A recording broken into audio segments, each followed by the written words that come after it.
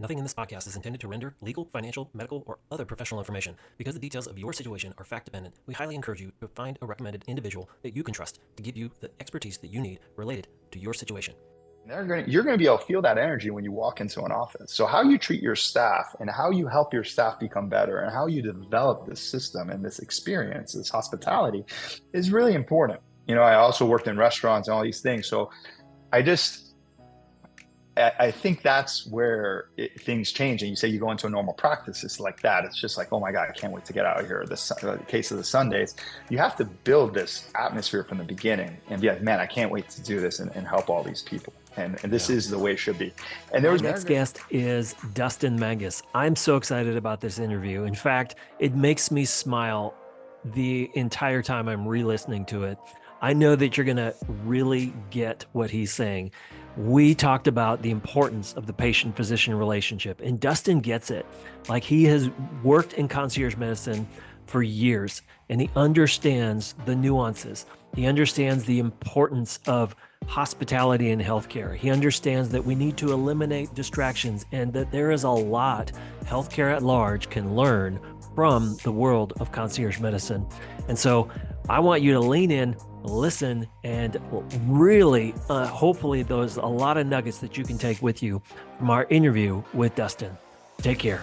Dustin Mangas. He is the managing director, or you could just call him the wearer of many hats at Pure Executive Health and Wellness. And we'll put the links to the practice and what he's doing and his LinkedIn profile, how to connect with Dustin. But today we're going to kind of talk about what his and his team's concierge practice is like in Miami. How did they get started? Why is it necessary? And maybe jump around on a few other topics related to where is healthcare and why is this topic of concierge medicine so important? So Dustin, thanks for being with us. Thanks, Michael. I really appreciate it. It's been a little bit. We were talking about that since we've ran into each other. Lots changed. The world's changed, and excited to reconnect with you. And then now have a little podcast. So that's good times. Absolutely. Good times. Well, before we jump in, tell us a little bit about kind of your background in healthcare, because I graduated university decades ago now, and I never, initially thought like, yeah, I'm going to go work in healthcare. Like, it's one of those things that's usually from a physician perspective, it's like, yeah, my grandmother did it, my grandfather did it, it's family business. But tell us about how you got inserted into the field of healthcare. So interestingly enough, I did what a lot of people do. I did pre-med, right? So going back a couple decades as well. And I actually qualified. I did all the classes. I just had to take the MCAT. I realized I wasn't the best student. And I started doing the math. And I'm taking like calculus 2, physics 2, and I'm doing engineering, which was the highest accepted major back then. And I'm like 3 years deep. Like, start thinking about my engineering. I start thinking about, another 4 years after my next 2 years. And I'm like, man, I started kind of getting out of my bubble and becoming much more social. I was a little introverted, which people don't believe me. Introverted when I went into college.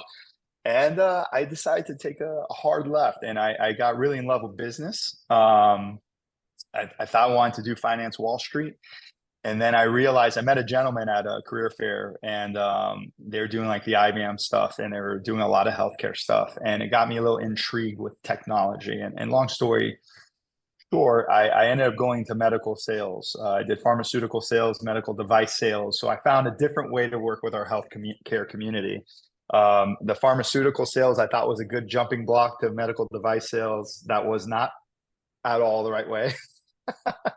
I found a way to get in after dozens of interviews, did very well. And through meeting all these physicians and working with hospital systems, I realized there was always going to be healthcare. There was a huge opportunity. I loved going to the OR, and connected a bunch of doctors with jobs and knew all the stats and helped people find jobs in different universities. Or a lot of people want to move here. There was definitely not enough jobs for the amount of doctors that want to move to Miami. And but during all that, my family, we saw like a opportunity in healthcare to give white glove service, to give service the way medicine was intended, from many decades ago, more towards the fee-for-service angle. And I had called in my pharmaceutical career on all the original players in Miami in concierge medicine and fee-for-service medicine that were giving this kind of medicine. And I was like, this is amazing. And so connected our lead doctor with one of the practices. And as most physicians know, about 2 years, your first job's about 2 years as you're learning about the real world. That happened, unfortunately, and very fortunately. There was some issues that arise from there of, payment, bonus structure, and things like that. And that kind of whirled into while I was doing medical devices, starting Pure Executive Health. And it's a much different task than taking on insurance and build a medical concierge practice. But we're very fortunate to have, the best doctor in town doing it, and fortunate that I had a very good career and I could do that career while she started that practice and grew it from literally the ground up, and been through every headache you could imagine. So fast forward, the practice gets really busy, just keeps expanding, like incredible growth year over year. And then COVID hits and everything comes to a halt. Very scary. We have to adapt to that, and make sure we're paying all our employees. And then after COVID, I think people started really taking their healthcare seriously. And due to that, our growth went absolutely, I guess in tech, they call that like hockey stick, like completely like parabolic. And we were doing fee for service, and we're like, we cannot continue to give the kind of service our customers, our patients expect. And I had been helping a lot of in medical devices. I was helping all my doctors grow their practices, or trying to get really deep into getting referrals and things of that nature. And so I had a lot of experience in the business side of medicine. So fortunately enough, post-COVID, I put my hands in some entrepreneurial things, and then it was an opportunity to take the practice and take care of the business side of things and let the doctors do what they do best, which is treat their patients. And so here we are. And that's kind of like not short, but as short as I can make it, history of Pure, from my standpoint. And then, we moved locations in like 2016. And so we moved to the Coral Gables, Miami, which is the predominantly nicest area in all of Miami. So probably the most affluent and sought out neighborhood. I think it was just it became one part of Coral Gables became number one, more expensive than Beverly Hills. So we were in the we made that move early on, and then that was in 2016, and the growth just has not stopped. And so yeah. That's where we are now. I think when we met, we were still doing fee for service and very intrigued by the concierge model, but we were still growing the practice. And so we wanted to get some insight from you and see what was going on. And we started, doing our due diligence and research. Well, you have, if you go to an arcade and you go to that game that has the big hammer and the gophers pop up, you have opened up a lot. You poked a lot of gopher holes for me to listen to. So we're going to kind of jump around on a few of those questions. First of all, I think that let's define for those who are curious physicians, because those are a lot of who listens to this, and they're interested in have a curiosity about concierge medicine, but they haven't made that leap, but they understand their knowledge gap when it concerns business and entrepreneurialism. And in order to be successful in concierge medicine, you have to have an entrepreneurial spirit. And otherwise, it's just not going to work. You have to know business, as one doctor would say that we interviewed not too long ago from North Carolina. He said, in order to be good at this business, I have to know business.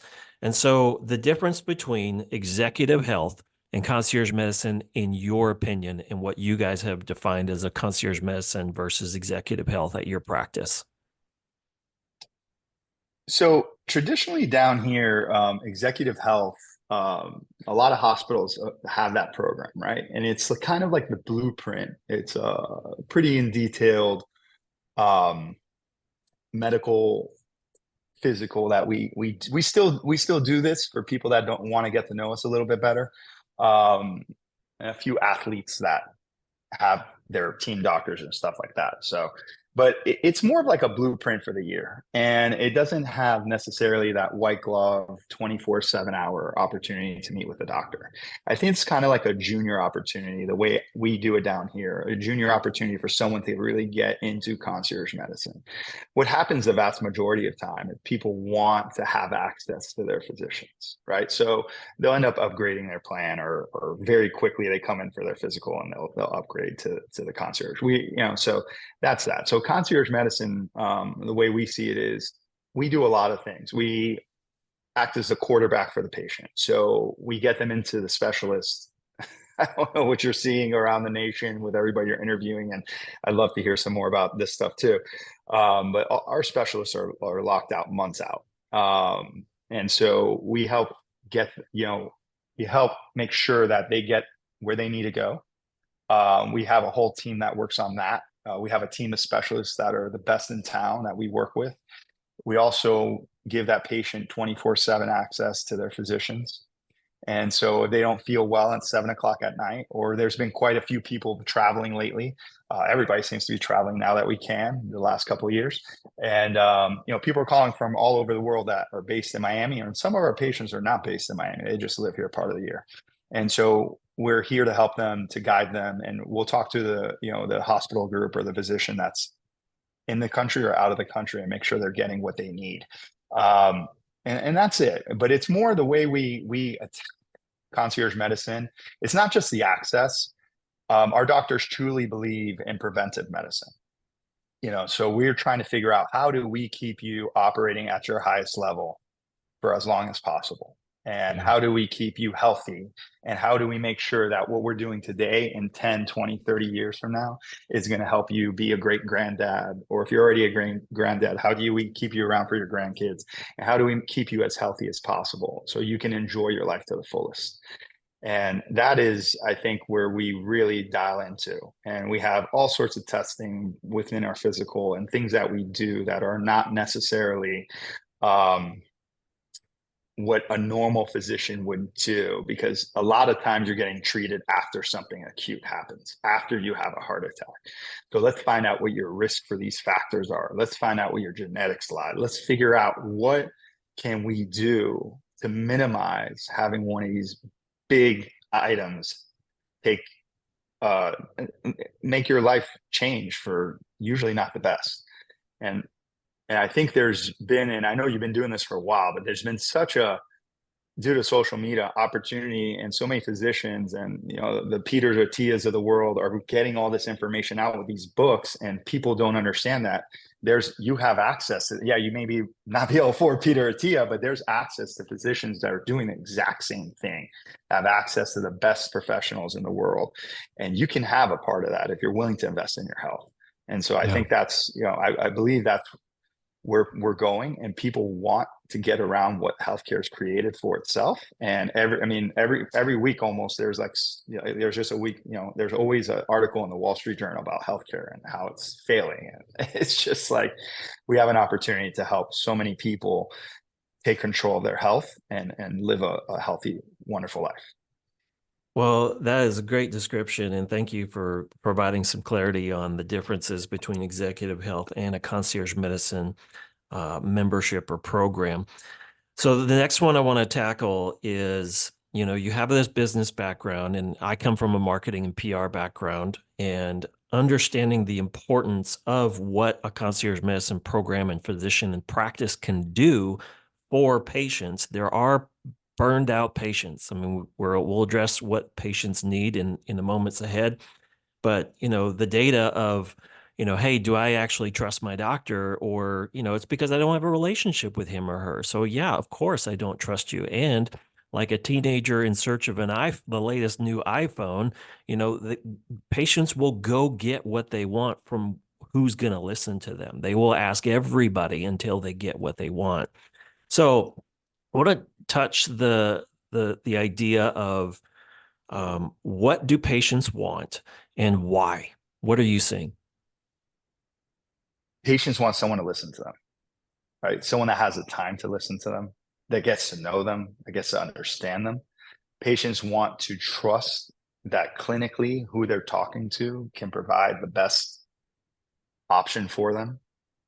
And patients want to be taken care of when they have problems or before they have problems. Mm-hmm. And so we've created what I call a sick care system, where we respond to being sick. And this is what we're used to now. And we go to the urgent care and we go to the ER. And then that's not fun, right? Like, who wants to go there? But we only do that when we feel our worst, and we're not taking care of ourselves. So I think, we're kind of changing what people should think, but that's what we see that patient want. And that's what I want. When I go to a specialist, I would say 50% of the time, I don't tell them that I'm part of the medical industry, and I just want to see like what my patients are experiencing, because we're sending them to the same people, especially new people. And then half the time I do. And I want, I have an expectation now based on what we provide for patients, not to wait in the waiting room for 2 hours to get something really quickly looked at, so I get it too from the patient perspective. And I've also seen that in my previous career as a medical device rep, what patients have to go through to get certain procedures cleared and stuff like that, and to get taken care of. And I've seen patients jump around from doctor to doctor, in my prior life too. And so I've seen how this has grown. And I think people want service. And there's a reason people shop at certain places. There's a reason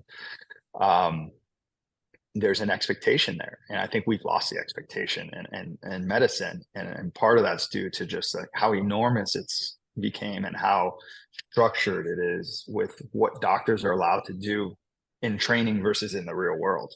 Yeah. I think that there are a few of us out there in concierge medicine who are, I wouldn't say, well, I'm not going to use that word, but I would say that we do have, I don't want to say, okay, I'll say it. We can bleep I don't want to say spoiled. You're the one I recorded, and if I recorded it, I would bleep it out if you don't want it to. Well, I don't want to say spoiled, because I was thinking about this with my kids on the way in just over the last couple of days to the office. I was like, my kids have an expectation now because of the work that we do. And I never go into any medical office or specialty appointment that I have with kids or myself and lead, or even usually ever bring it up, because I want the true nature of that service or that office visit or that experience with the office team or the physician I want to know what patients are going through when I have to go take my daughter or son to an orthopedic surgeon's office, those types of things.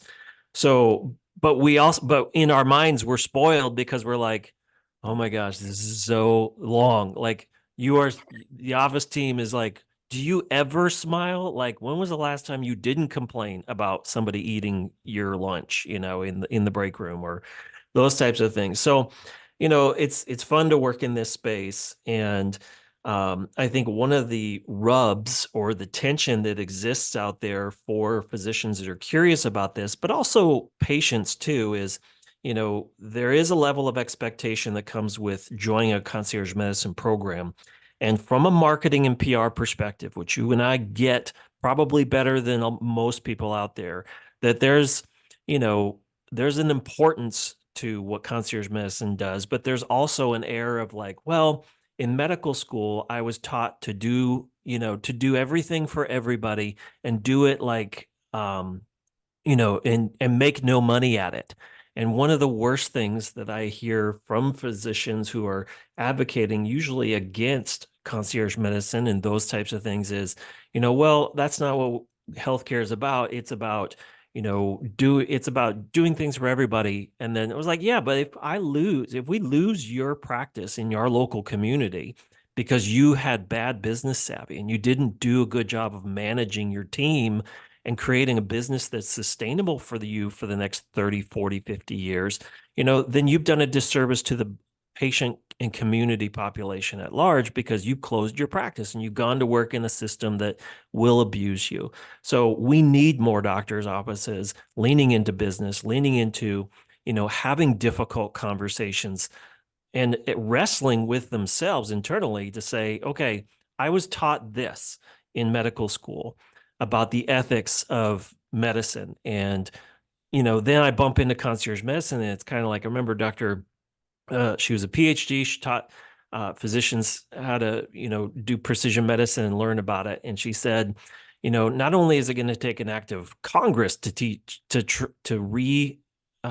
format how we educate physicians, it's going to take an act of God. And I think that we started to see how that was going to occur in the future when we saw the pandemic come, because things that happened within 3 months, patients had been clamoring for decades. It was like, I remember talking with somebody, he said, like, did you see what the insurance companies did in 3 months? I was like, yeah, it's amazing.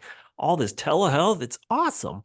And so how do you, as a marketing and PR professional for a practice, and you can talk about your experience with the team that you have there at Pure, to talk about how they have wrestled with it personally, the ethics of concierge medicine, and how have they approached those challenging conversations with patients who, you have a low risk offer of an executive health program, but then it's like, I need something more.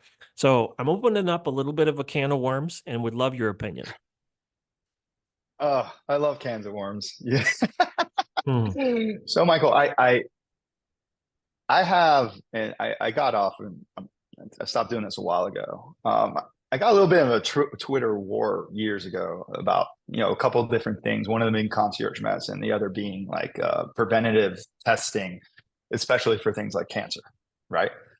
And I got into a little bit of war online. I was like, what am I doing? I stopped, so I had to stop. But I think, I believe with where healthcare is at now, I can see where the physicians are coming from that say, we're here to treat everybody. And there's hospital systems for that. Jackson here is wonderful. They treat the whole community, whether you make $1 or $100 million. One of the best places to go in the state of Florida. Okay. However, right now in private healthcare, which I'm sure over 70% of healthcare is owned by a corporation or a hospital. It's huge, and you're a number. And doctors don't have the time to see and sit down with the patients almost all of the time. There's very few times and very few people with a tenure that have the opportunity to do this anymore. It's about RVUs. It's about seeing a lot of patients per day, and patients are tired of it and doctors are getting burned out. And why is it evil for a hospital system? Why is it evil for a physician to make money, but a hospital system, an insurance company, and everyone else in healthcare, the executives, to make money, but not the actual doctor? I don't understand that. And I think that's why we see such an increase in physician burnout.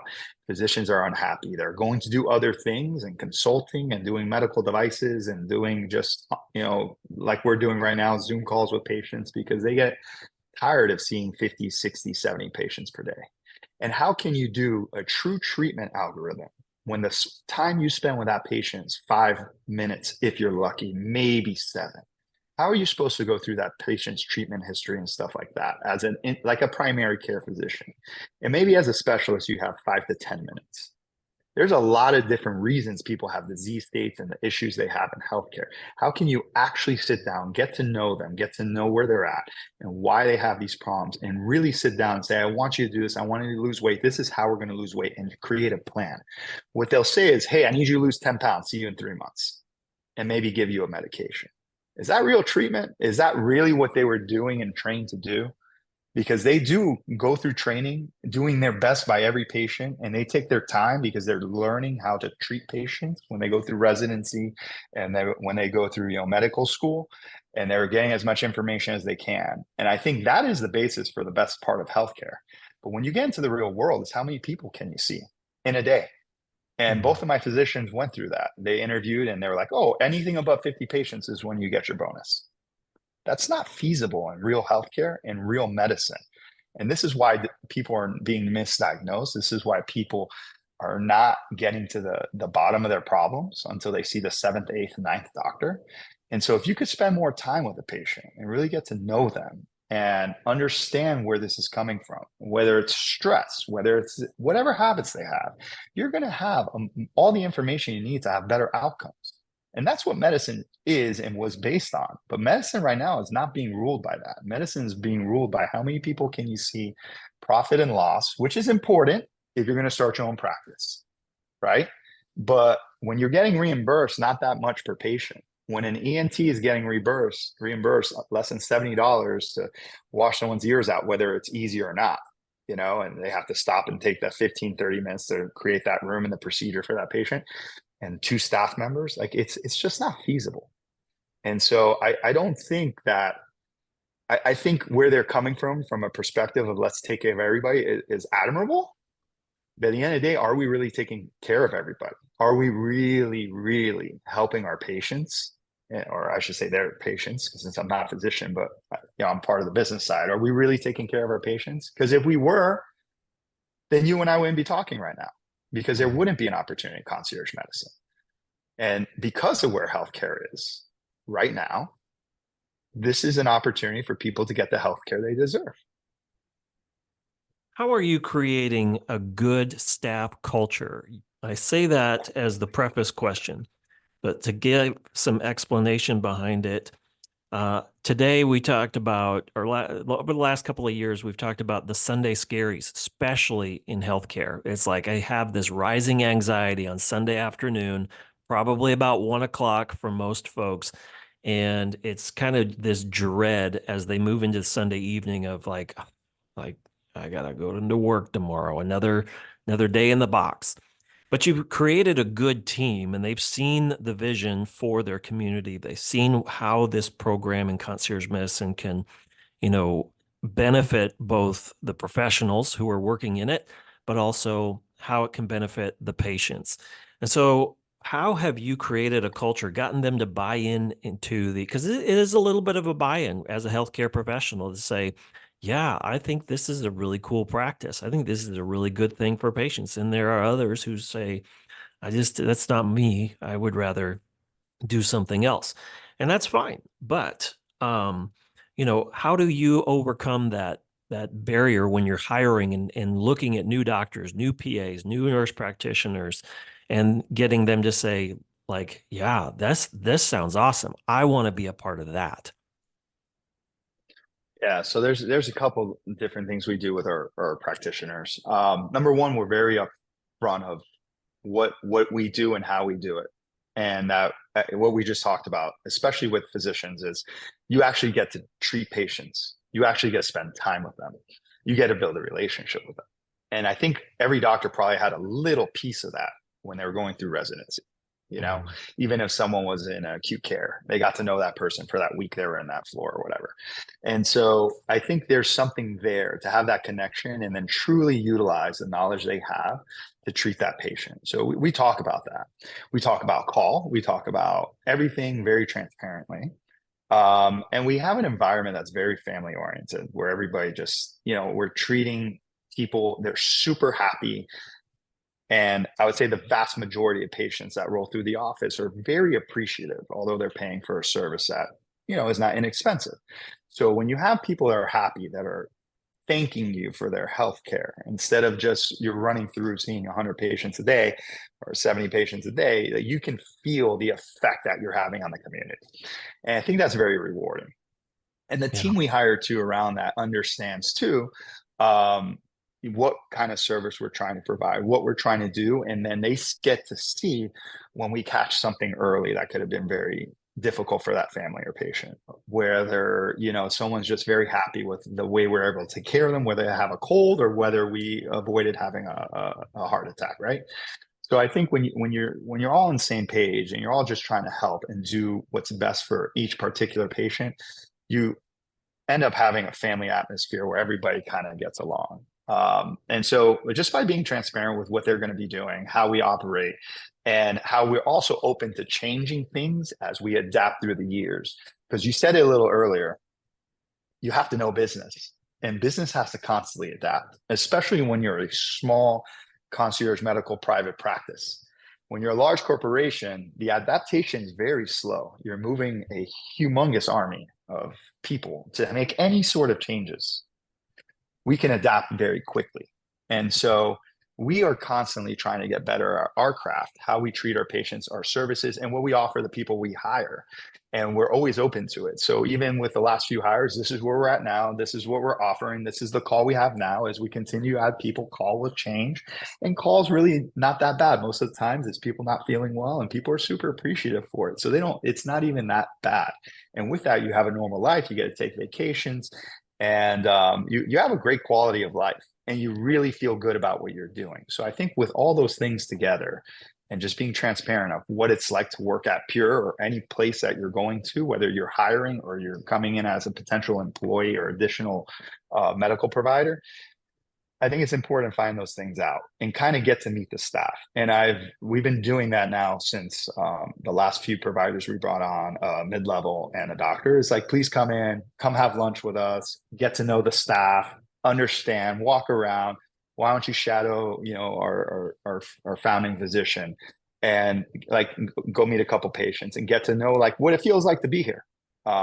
Whereas I would say what happens often is you hire based on resumes and a couple of quick dinners, which is fine as well, but we really want them to understand what our office vibe is and what our culture is like, and so they get to feel and taste it a little bit before we really get to the final opportunity. And obviously, like, it's a competitive world now, so you have to offer all the things a big company would do, and you have to show that you're willing to listen. And I think one of the main things that these large hospitals and corporations have is like the doctor is there to work, and if one of our providers like, oh, we should do this, or I think this would really help the patients, or I found out about this new test coming out, we would sit down and take a look at that, and we might that day order that test depending on what it was, right? If we all feel like it's something we can help the patients, so they have a say. And I don't think that's common in healthcare anymore.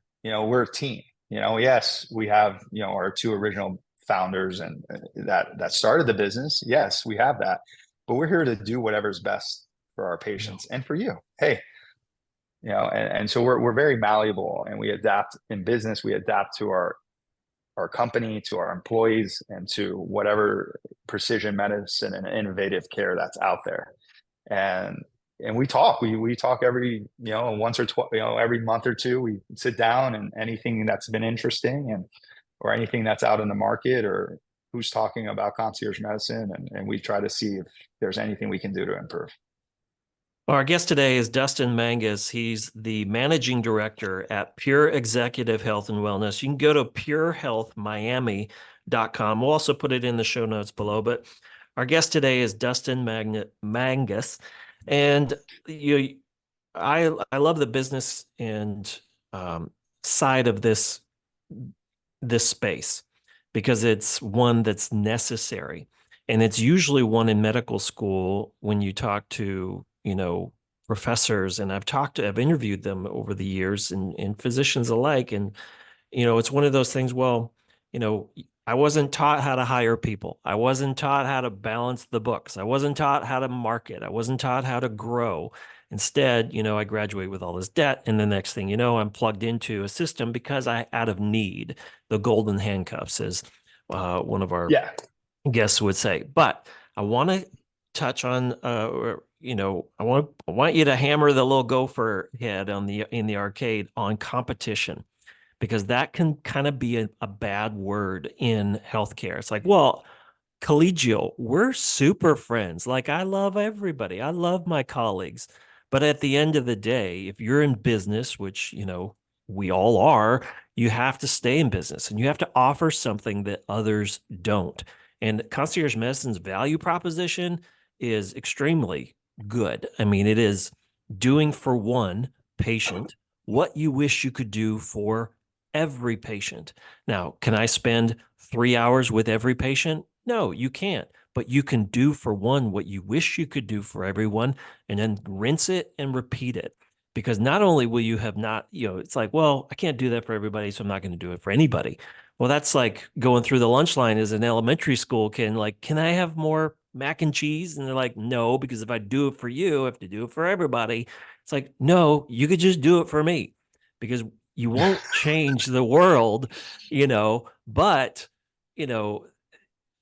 you will have changed that person's world. And if you truly, as a physician or wherever you're at as a healthcare professional, want to make a difference, even for those office managers and practice administrators listening, like, smile, look at the patient in the eye when they walk in the exam room, like, be welcoming, and that is something that I'm so frustrated about. But We'll get into a little bit of customer service and hospitality in a moment, but I want to talk to you about competition and how do you approach your competition? You have a business background, you understand competition because of your healthcare background. It's obviously something that have had to have these conversations with healthcare professionals amongst your team, and you have to educate them to say, look, we do have competitors, and if we don't do something different, the patients are going to go somewhere else because there are other concierge programs out there. There are better executive healthcare programs, so address that a little bit. It's interesting. There's definitely competition out there, and that shouldn't scare anybody from starting something. But you have to understand the feel that someone gets when they come into your practice, right? When they come in to interview you to be their physician, to be their concierge medical doctor, and you have to up the ante. And it's becoming much more competitive. I'm sure you're seeing a growth in this space, right? Oh yeah. I mean, it has patients will go where they feel cared for. Yeah, and we're seeing a huge growth, and a lot of people are opening up concierge practices here in Miami just because there's been such a large movement of people to Miami, and it was fine beforehand. We're very fortunate to be in a position that we made a name and a brand for ourselves. But I think complacency is the root of all failure. So if you're complacent, even though you've already started your practice, you're already growing, you can be taken off your throne. And so you're right. You have to come to your staff and say, and train them to a way. It's like, it is important to smile. It's important to say goodbye. The details, the devil are in the details. You have to have, when someone comes in, you have to give them a different feeling than they normally have in healthcare. Yeah. Because that is what's going to make them want to be there, want to renew, and want to be there. I was thinking about this the other day, and actually, maybe even this morning. People, when they go to the physician, when they go to a medical office, they have an angst and anxiety because they already know they're going to wait. They're like, I don't feel good. And they're going in for all the wrong reasons. It's not like a comfortable thing. But you need to make people feel so comfortable from the opening, the smile, the introduction to the exit, the way your place is decorated. It needs to be clean. And as a physician, what your personality is, and everybody's a little different, introvert or extroverted, you have to be able to create a connection with that patient. And so you need to be able to do all these things and constantly improve. And no matter what it says on your resume or your CV, as most people in this space think of it, if you're not doing those things, you're just going to be in the middle of the pack of competition because there's going to be different price points and people cutting prices. We've been seeing that in the area lately, all different kinds of prices. And people will leave you and they will not come back because it's a big decision to leave. So you have to just be on your A game, and you're not going to be able to make everyone happy, and so that's something you need to sit down with your team. But I am constantly, I talked about a second ago, I have meetings with our providers. What can we do better? And some of our providers do some things better and some of the other ones do some things better. So what I'm trying to do is create like almost an competitive nature, but really getting my people all to do everything great and constantly improve. And if you continuously do that, that's that. And then with the staff, I'm doing the same thing. Hey, look, so-and-so does a really phenomenal job at this. And we should all start doing this. And let's start working on that. What does that look like? What do the standards look like in that situation? And you just continue to improve and sharpen that sword. And if you can do that, you'll continue to grow. So I look at competitive and competition a little different now. How do we compete with ourselves to bring this to the next level? So people are like, wow, this is amazing. And then once as I continue to add doctors, at some point in time, there's only so many physicians you can have in a location. Your space is prohibited. And then once you get to that max capacity, it's like you did such a good job that like other people are going to find other concierge doctors that can help them too. And so all rising tide rises all boats. I believe in that in the long run, but in the short run, it's inner competition. And it's how do we do our best internally to take care of everybody else that comes into this practice? How do we follow up in a way that makes the patient like, oh my God, even when they don't expect it, even though they don't expect it. We follow up in a way that just gives them such a wonderful feeling of, wow, I'm so happy to be a part of this practice. that they don't go anywhere and they tell people about us. So yeah, I look at competition internally, externally. A lot of us are all doing a lot of the same things. We had two concierge coordinators that literally 80% of their job is to find appointments and help people, with specialists and stuff like that.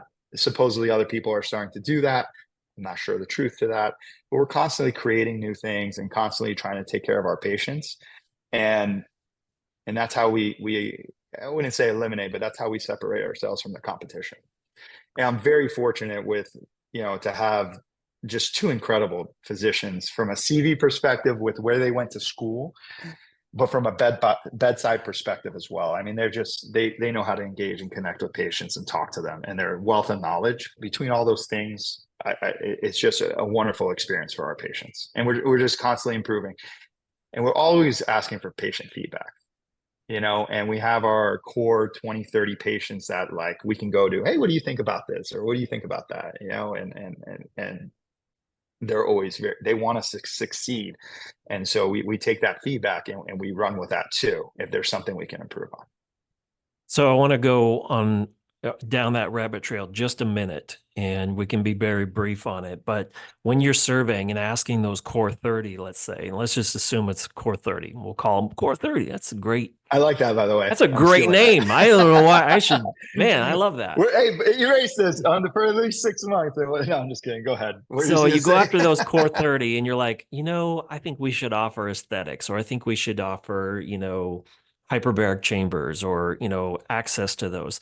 How do you survey them? How do you get that feedback? Is it through a box in the office? Because you don't want to run into a position as the physician where the office manager, practice administrator, they're a little bit grumpy. You're a little bit like, I really like having you here working behind the desk, but 20% of the time, I feel like you don't give me all the information, or you wait until the specific time when I'm happy and I'll receive bad news.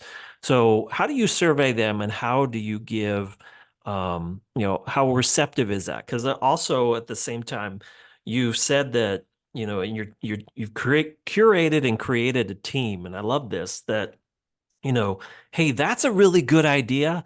But often in healthcare, we hear, hey, that's a really good idea, but because it wasn't my idea, it's not going to happen. And there's that ego that goes into it. So how do you overcome and bring them some new good ideas from patients or even other provider suggestions like, hey, I love what you do. Let's try to be more like that. That is so rare in healthcare. And a lot of it's like, well, let's blame the system. And I am annoyed, as you may be, from that rising tide lifts all boats. It's overutilized, it's overplayed in healthcare. While we get it, I love your approach to it, from saying, look, that's great, but here, how do we better ourselves? How do we do an internal competition? So I'm throwing you on a grenade here of metaphorical questions. Yeah. So I'm not going to tell you it was always like this. It wasn't always like this, and ideas weren't always brought to the table. And we kind of went on the whim of, oh, we think this is a great idea. Or I'm like, this is super cool. I want to jump in a hyperbaric chamber. I want one, so, and then we went forward with some things. Hasn't always been this way. You have to create a culture of that by bringing the best things forward, and we're winning as a team, that provides us the ability as a business to employ and help and provide a life for everybody here. And you have so much power in being the employer, as far as providing a life for all your employees and the people, and then outside, the people you're touching are the ones that are paying. So that's part of your business, right?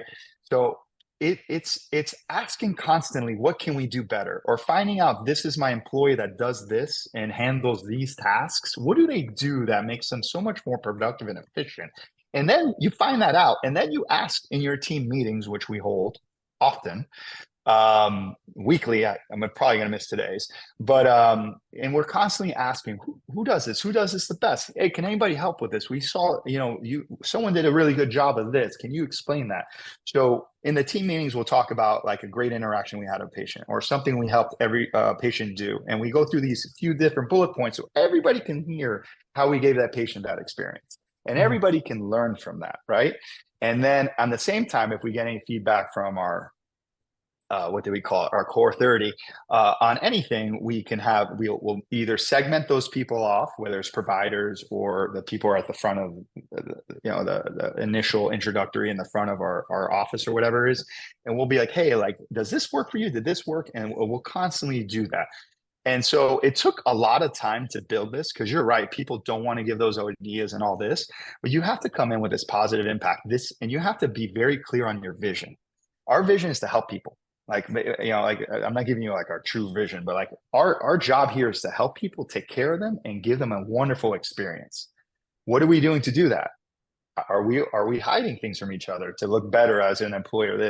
And we've removed those boundaries amongst our employees. And so that's that.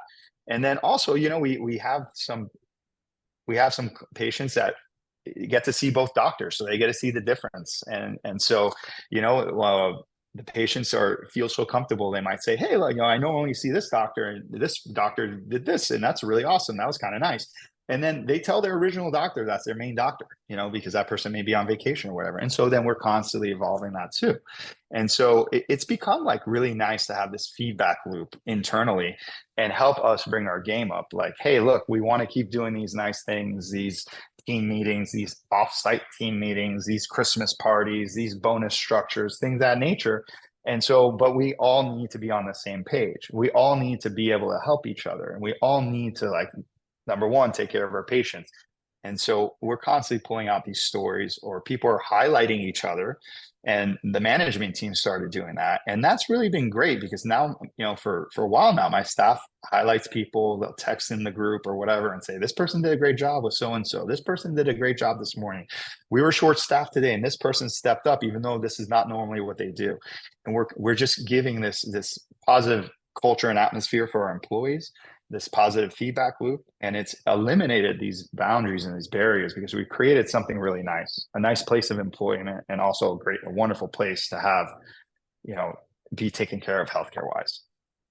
Well, I hope that answers your question. It absolutely does. It absolutely does. And it's something that, in the mental health field since the pandemic, we've seen so much emphasis on gratitude.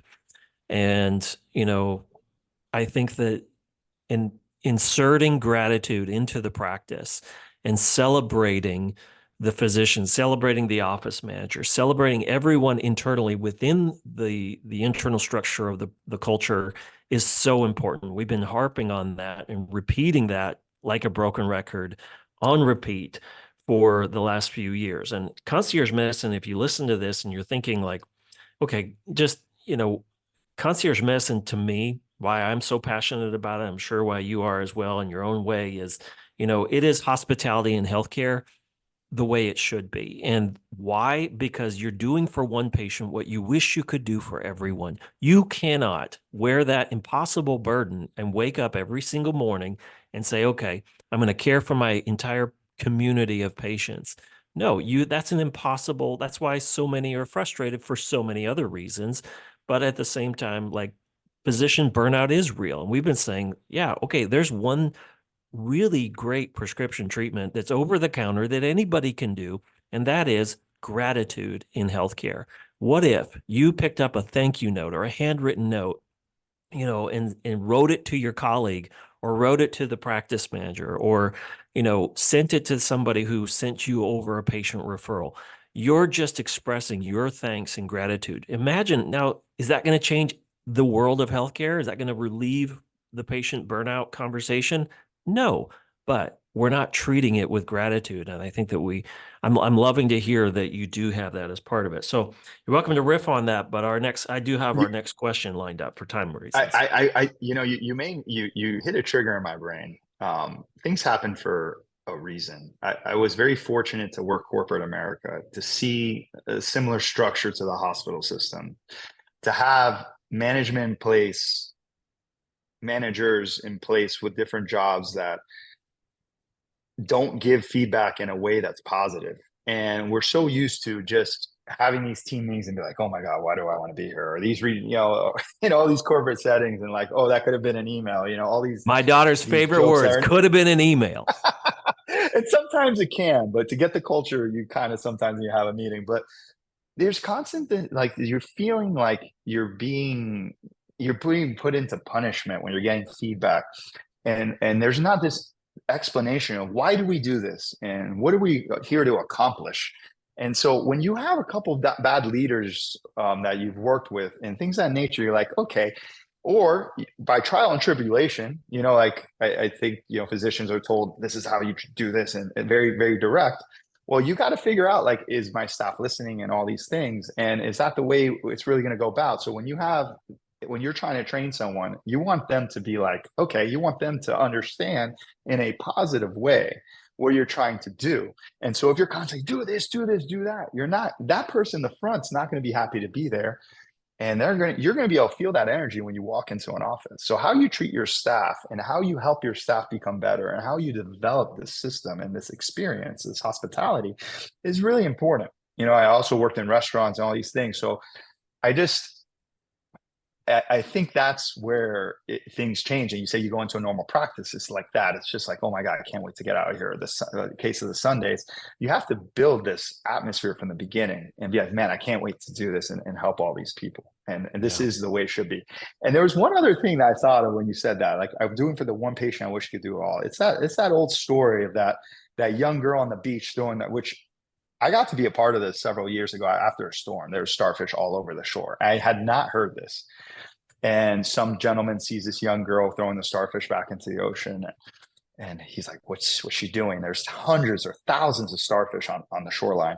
And he goes, well, why are you doing that? Like, it makes no difference. And the little girl goes to the man and she goes, it did to that starfish, right? Mm-hmm. And I think if we start thinking in this manner, just in general and in healthcare, like, you're going to start to see this movement. And I think healthcare has a lot to learn from us, right? Oh, how absolutely, yes. And I think, I think physicians, and we're seeing less people become doctors or for shorter periods of time, but people are going to these ultra specialties that make more money. It's like, if we start reversing instead of complaining and looking at what we do and be like, okay, how can we maybe not be able to do this the way concierge medicine does, right? Because from a financial business perspective, but what could we do that could sort of mirror that to take care of our people? Mm-hmm. And what would that look like? And I think that's something that maybe one day, maybe what we're doing here will start to affect the bigger systems, and maybe we'll find a way to make a change in healthcare. But right now, this is what we got. But yeah, I think, I just had to, I might use Zach a riff on that. So I went on a little bit of a ramble, but I think that, that starfish story and you make that difference for that one patient. That ripples out to their family, to their relatives, to their children. Like, it's important. We have tons of kids paying for their parents concierge medicine because they want to make sure they take care of their dad, their mom, or whatever, as they're out of town, and want them to get the best healthcare. And this is right now the opportunity. There's nothing like it. I remember it might have been, it was probably shortly after you and I first met. It was probably a couple of years afterwards, but I remember setting a vision in front of the physicians at the conference saying, look, one day health systems, doctors' offices, individually, corporately, they will look to concierge medicine as the example. They won't always agree with concierge medicine, and that's okay. But you know what? I like what that little nugget did. Could we do something similar to that in healthcare? How could we change? I walked into an office the other day, completely ripped armrests.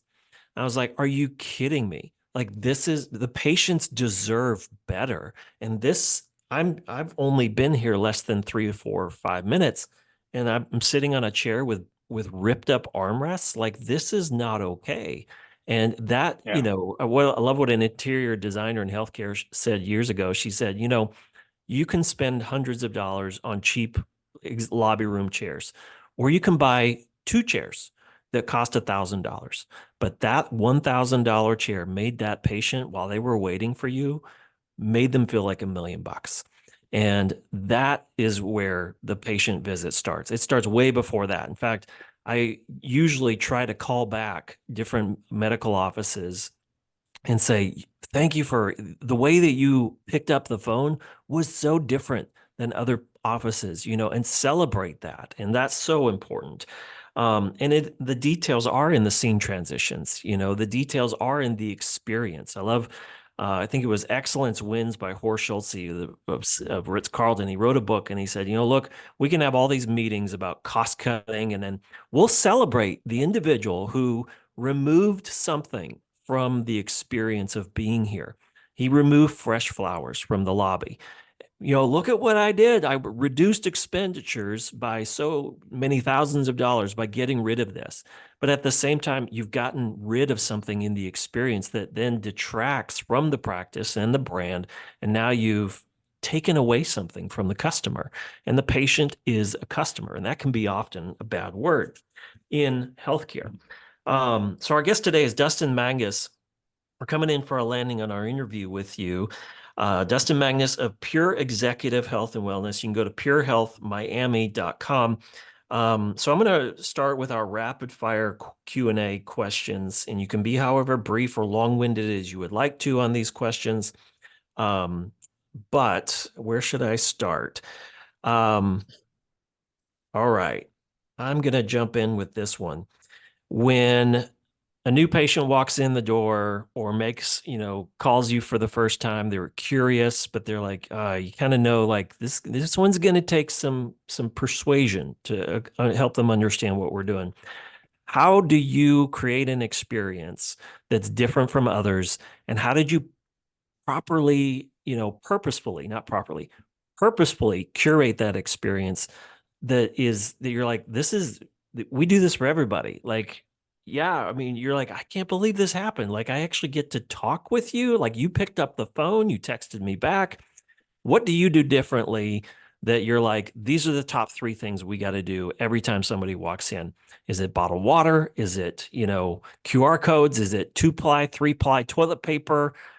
Those details matter. I remember one patient, she's like, she posted a picture of the Atlanta airport in this bathroom, and it was like 1-ply toilet paper. Are you kidding me? Why even try? Oh, I hate that when it's at a hotel. Yeah. And if anything was learned during the pandemic, man, I have a bunch of jokes around toilet paper, but we only do 2-ply at Pure, and that's because if I'm going to use the bathroom at Pure, I want to be the same experience I have at home, right? And it's laughable, but that is the stuff that matters. Like, I remember talking with a friend of mine who he was a pastor, and he said, we paid a consultant like $30,000 to come in and tell us that essentially the 2 rooms, the 2 things that matter the most in the building are what and how does the person at the front door greet me? Are they smiling? And are they of my age range? Like, I could see myself being friends with you, when I walk in. The most important thing was the design, interior design, and quality of the room at the women's restroom, because they're usually making the decision from a religious perspective of where the family's going to go, on a Sunday morning or Saturday or whatever. And so the women's restroom, make your restroom as a medical practice one of the nicest rooms in the office. And you see very few practices emphasize that, because they're like, well, I'm too busy. And so they use that excuse to not provide hospitality in healthcare because, well, I can't do it for everybody. And that really doesn't matter anyway. It does matter. And I'm not going to continue to come and see you if your toilet's clogged.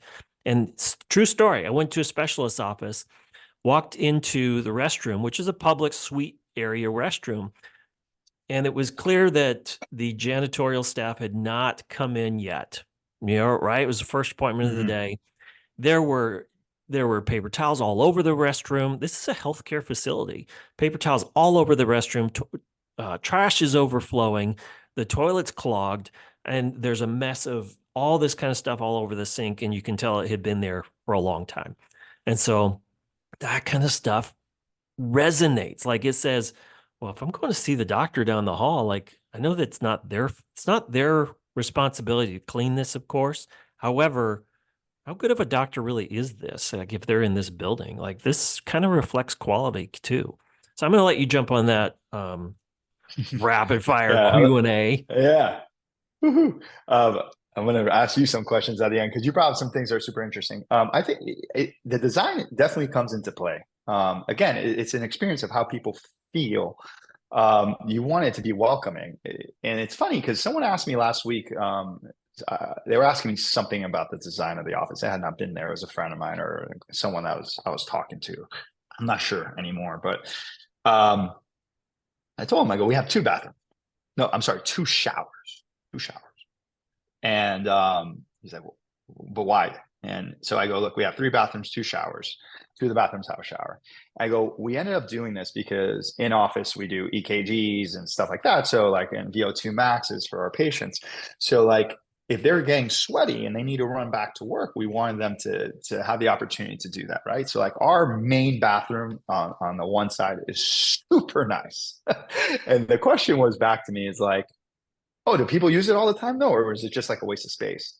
Now, my business finance side, like, well, nobody uses it, so we shouldn't have it. But that's not what it's about. The opportunity is there. There's a locker there. There's two lockers. You can put your stuff. If you need to run back or you need to run to the airport, you can take a quick shower at Pier, right? And he's like, oh, who uses that? I was like, well, honestly, very often the doctors.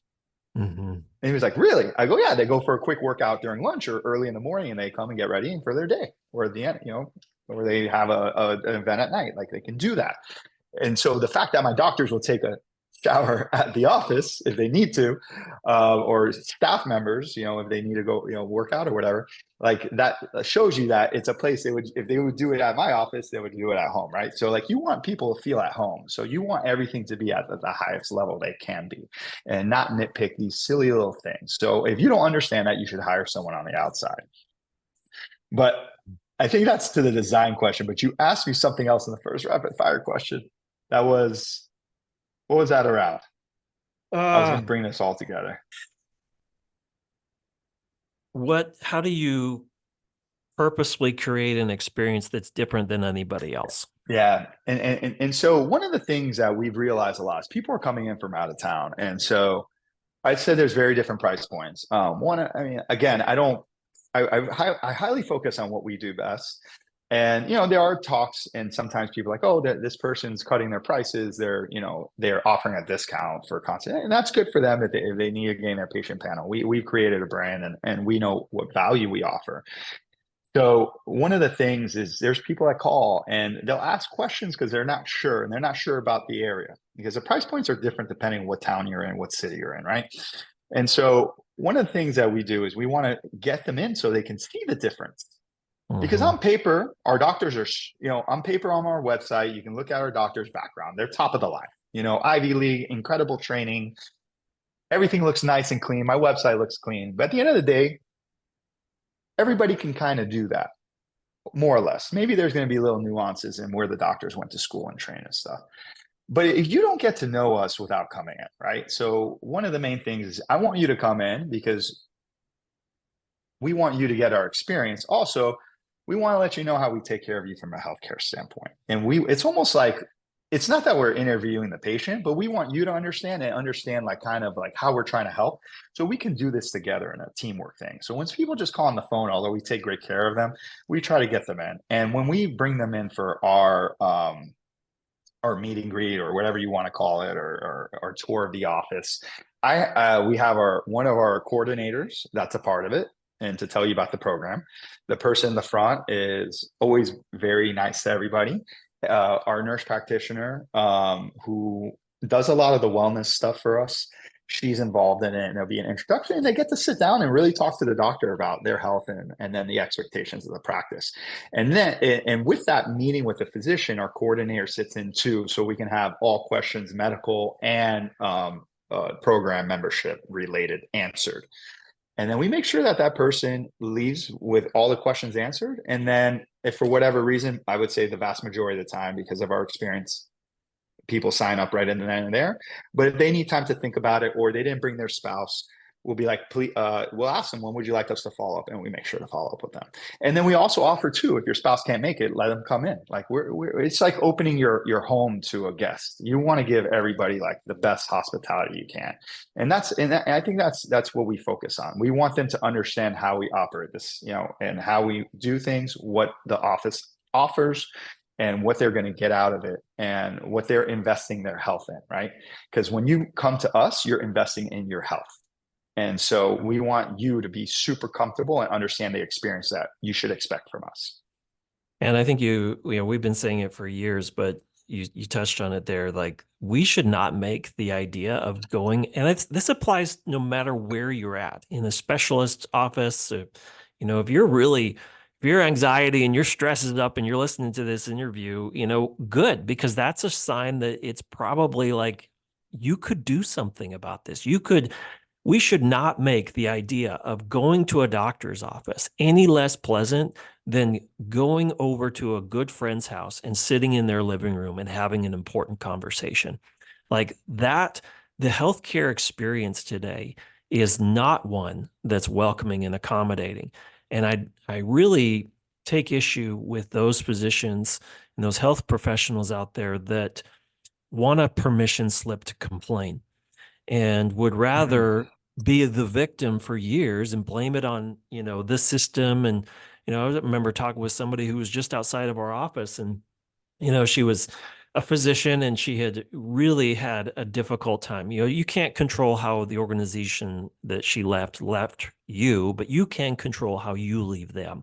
Are you going to carry that emotional and psychological baggage with you for the next few decades that you treat patients every single exam room?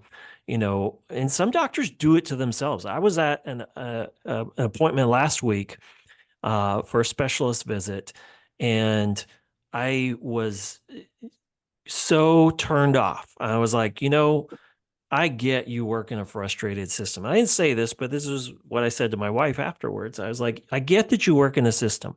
I get it, right? Like, it's tough. You have things that are controlling you, and you're only allowed to do so much. But at the same time, you could have handled that whole appointment so much better.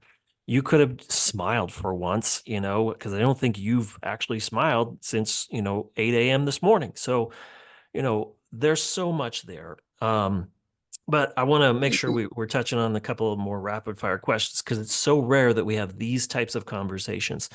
Though, like,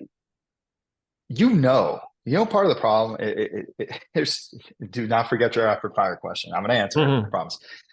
Right? This is what you do.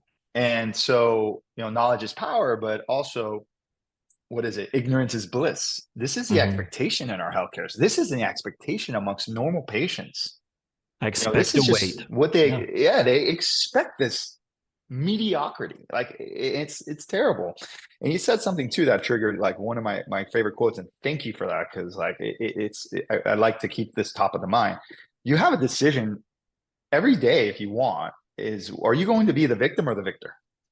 You have a choice to be one or the other. Like, so where are you going to put your energy, right? And so it's unfortunate, so I love hearing these stories about, like, my dad was a janitor at a school, but he made sure those floors were squeaky clean, right? And then their child becomes, does very well. And it's because they saw the work ethic. They saw them putting pride into their work. And it's just like, it's become too big where it's just robotic, where we can't even pay attention to, hey, like, be really nice, do this. And that should happen across the board in medicine, but it doesn't. Yeah. And it's really, really unfortunate.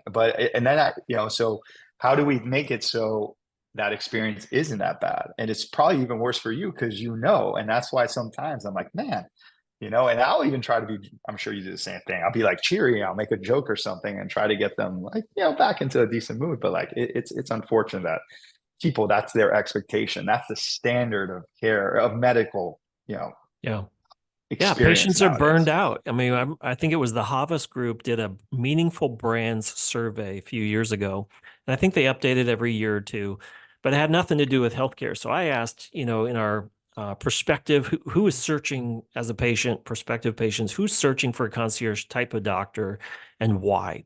And then I asked it as a survey question inside of that, survey was, hey, if your doctor's office closed tomorrow, how much or how little would you actually care? And nearly 8 out of every 10 patients said, wouldn't matter. Why? Because I didn't have a relationship with them. And they asked me less than 3 to 5 questions, and I had to wait.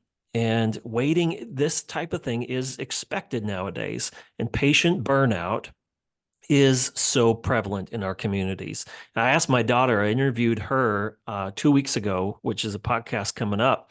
And That's I awesome. asked her, I said, "Hey, you're 10 years old. You've been to different doctors' offices over the last, few years. What do you think the doctor's office will be like in the future?" What Hmm. I want you to pretend you know the answer, or say that what you think her answer was, because it was surprising to me.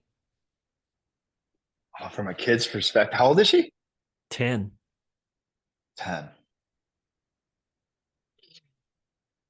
I think she probably answered in two different ways. She either thought everything was going to be over a phone or a computer, or the second was going to be more like when you go to a Ritz, like a very high end Ritz Carlton kind of thing. Since we brought that up a little bit I earlier. I expected those. Like, I expected the latter, especially. I was like, well, your dad works in concierge medicine, right? Like, I talk about this all the time at dinner, like how awesome these doctors and programs are. And she's like, it's going to be chaotic. That was her precise answer. And she said, and everything is going to be on technology. We will see more of our doctor in the future through technology, and all of our records will be there. And it'll be easier maybe to get our records and information, hopefully from a patient perspective, but it's going to be very chaotic, and I won't have much time with my doctor in the future. And that kind of was like, as a parent and as a healthcare, pushing a boulder, you and I are pushing boulders up the mountain. And every now and then we get conversations like these that we each come alongside and we push that boulder and your boulder up the mountain. But then, we go back to our regular responsibilities. And are we making healthcare better, tomorrow, for the future of our kids and for the future, of the next generation? And in many ways, concierge medicine is the place that's like, you know what? I don't always agree with it. I don't get it. I don't want to understand it. I would rather criticize and sit at the back of the room and blog and commentary. And you've seen them online, I'm sure, because you have a great social media presence. Um, but they would rather criticize and cross their arms versus, get involved and say, okay, I want to do for one patient what I wish I could do for every patient right now. And I might not be able to change the world of healthcare, but I can change that person's perspective on their doctor right now.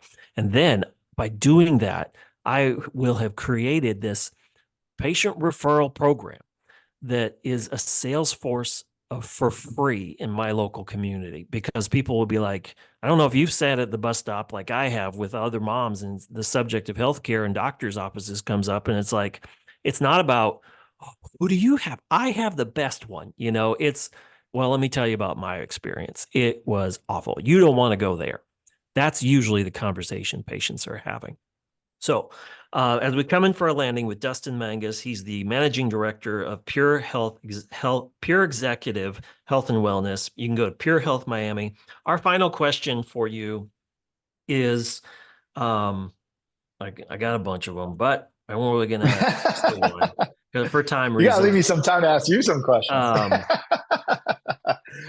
if you were to hang up your Spurs, and you're like, all right, it's time, I'm moving on. I've got a real passion project. I want to go work on this. You're hanging up your Spurs, you're handing over the keys and the keyboard to the next person in line. What's one story that you're like, you know what? That last one, that last doctor's conversation, that last patient visit, this is why I do what I do. This is why I did it.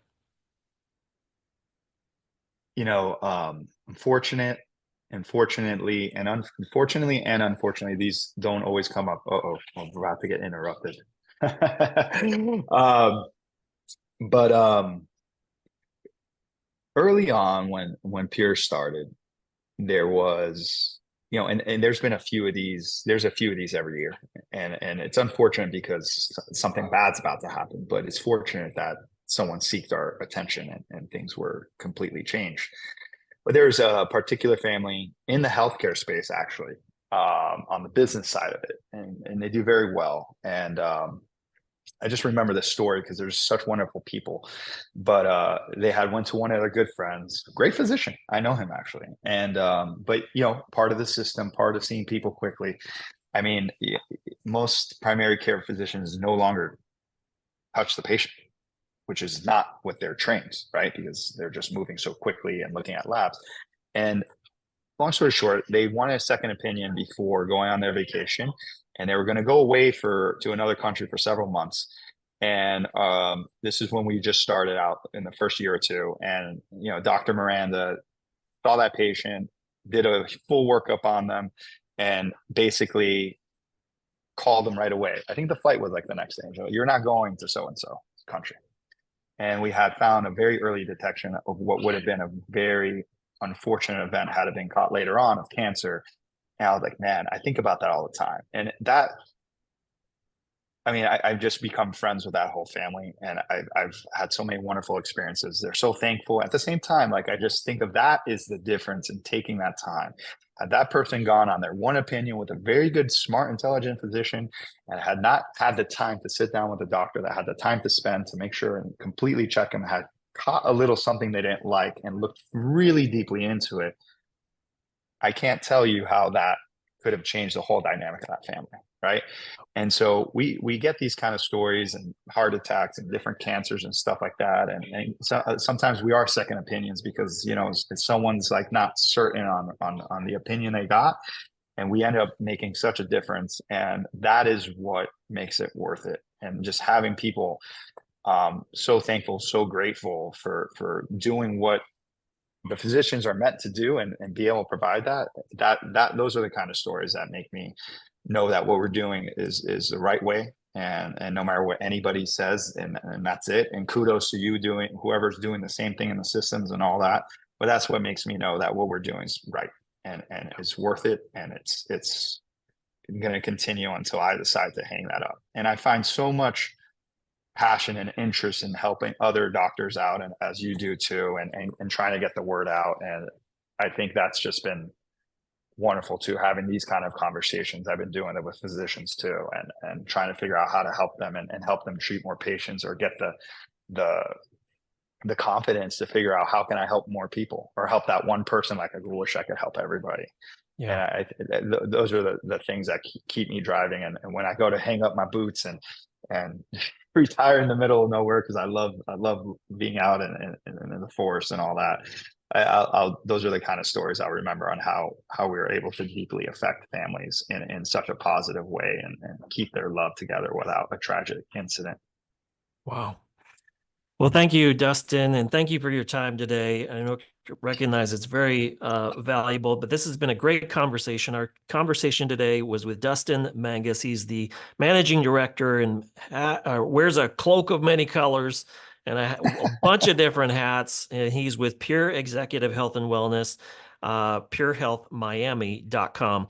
We'll follow up most likely, because I see a part 2 that's going to go maybe even longer the next time around. So, Dustin, thank you for your time, and be sure to express our gratitude on behalf of the listeners, but also the physicians out there here at Concierge Medicine today. And I know that it is such an important thing that you guys are doing. Your role in that practice, and I'm going to pat you on the back, and they're probably just going to roll your eyes at the next team meeting and be like, seriously, he needs more validation, but your perspective keep me in check. and your role in their lives and in that business is so critical and so important. And just think, if more medical offices operated and had a tendency to lean into businesses and into the entrepreneurial, lessons out there like you guys are doing, you would have more Dr. Mirandas, you'd have more Pure Healths out there. And so thank you, and be sure to extend our gratitude towards them to let them know that they're doing, for one, what we wish everybody could do, because it's no longer, as we say around here a lot, it is no longer about being the best doctor in the world anymore. It's about being the best doctor for the world and for your patients and for your local community. So, Dustin, thank you, and thank your team for all that you do, and we'll see you next time. Thanks, Michael.